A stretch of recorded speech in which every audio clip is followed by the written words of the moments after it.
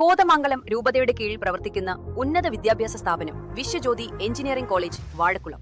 Silver ജൂബിലിയുടെ നിറവിൽ academic മികവിന്റെ 25 വർഷങ്ങൾ പിന്നിടുന്ന വിശ്വജ്യോതിയോടൊപ്പം നിങ്ങളുടെ ഭാവി സുരക്ഷിതമാക്കൂ. വിശദമായ വാർത്തകളിലേക്ക്. കാളികാവ് വെള്ളയൂരിൽ കിണറ്റിൽ വീണ കൂറ്റൻ കാട്ടുപന്നിയെ വെടിവെച്ചു കൊന്നു. വെള്ളയൂർ AUP സ്കൂളിന്റെ എതിർവശത്തുള്ള അയ്യർ അലി സയ്യിദ് എന്നയാളുടെ കിണറ്റിലാണ് കൂറ്റൻ പന്നി വീണത്. വെള്ളിയാഴ്ച കിണറിലകപ്പെട്ട പന്നിയെ ശനിയാഴ്ച 2 വെടിവെച്ചാണ് കൊന്നത്.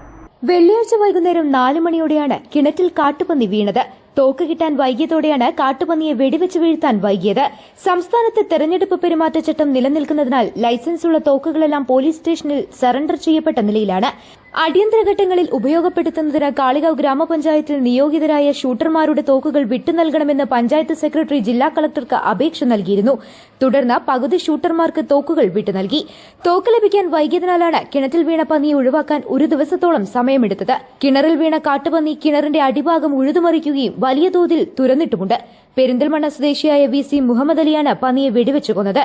കർഷക പ്രവർത്തകൻ Harshad Khan Pullani, ward member AP Siraj, Khader, Kunjumani എന്നിവർ നേതൃത്വം നൽകി. പന്നിയെ കരുവാരകുണ്ട് ഫോറസ്റ്റ് സ്റ്റേഷനിലെത്തിച്ച് സംസ്കരിച്ചു.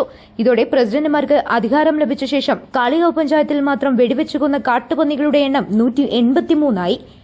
News bureau, Kalikavu.